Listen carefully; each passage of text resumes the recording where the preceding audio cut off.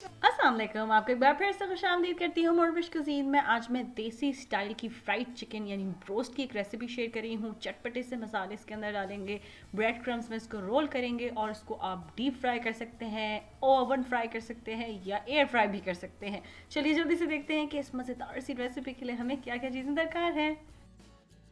तो बिस्मिल्लाह पढ़ के शुरू करते हैं। आज मैं खाल के बगैर चिकन की ड्रम स्टिक्स ले रही हूँ। आप चिकन का कोई सा भी हिस्सा ले सकते हैं। इसके अंदर दही शामिल कर रही हूँ, फिर इसको सीजन कर रही हूँ नमक से, साथ में डालूंगी इसके अंदर कुटी लाल मिर्च, एक हरी मिर्च इसके अंदर शामिल कर रही हूँ और लहसन के 2 से 3 जवे आप इसके अंदर डाल दीजिए। तमाम चीज़ों को अच्छे से मिक्स कीजिए। अब हम इस चिकन को स्टीम कर लेंगे। आप चाहें तो इसको थोड़ी देर के लिए मैरिनेट भी कर सकते हैं। फिर उसके बाद तेज़ आंच पे, मीडियम से तेज़ आंच पे ढक के इतनी देर के लिए पकाऊंगी कि चिकन और दही अपना पानी छोड़ दे। अब मैं इसको इतनी देर के लिए पकाऊंगी जो एक्स्ट्रा पानी है वो खुश्क हो जाए। बहुत ज़्यादा पकाना नहीं है और आंच को हल्का बिल्कुल मत कीजिएगा वरना चिकन अंदर से ड्राई हो जाएगी। अब इसकी बाकी चीज़ों की तैयारी कर लेते हैं। अंडे के अंदर पानी शामिल करके एग वॉश तैयार करके रख रही हूँ।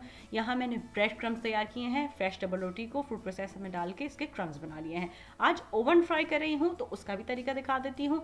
ट्रे को पहले फॉइल से लाइन किया, उसके बाद ग्रिल पैन रख रही हूँ। अब जो चिकन है वो जब कम्प्लीटली ठंडी हो गई उसके बाद मैं एक एक पीस उठा के उसको इस तरीके से अंडे में रोल कर रही हूँ, साथ में ब्रेड क्रम्स में कर रही हूँ और जो ट्रे हमने तैयार करके रखी है उसके ऊपर रख रही हूँ। अगेन तमाम चिकन को इसी तरह किल करेंगे और इसके बाद अगर आप ओवन फ्राई करें तो इसके ऊपर मैंने कुकिंग ऑयल का जो स्प्रे है उसको खूब बहुत अच्छा सा स्प्रे किया है। चाहें तो ब्रश भी कर सकते हैं। ओवन को 350 डिग्रीज पे प्री हीट करके रखा है। इस चिकन को आप तकरीबन 10 से 15 मिनट के लिए बेक करूंगी और उसके बाद ब्रॉयल का ग्रिल का ऑप्शन ऑन करूंगी और इतनी देर के लिए रखूंगी कि इसके ऊपर अच्छा सा क्रिस्पी सा कलर आ जाए। जैसे पहले कहा, इसको आप ओवन फ्राई कर लीजिए, इसको आप डीप फ्राई कर लीजिए या इसको एयर फ्राई में भी आप पका सकते हैं और ये मज़ेदार सा चटपटा ब्रोस्ट तैयार है।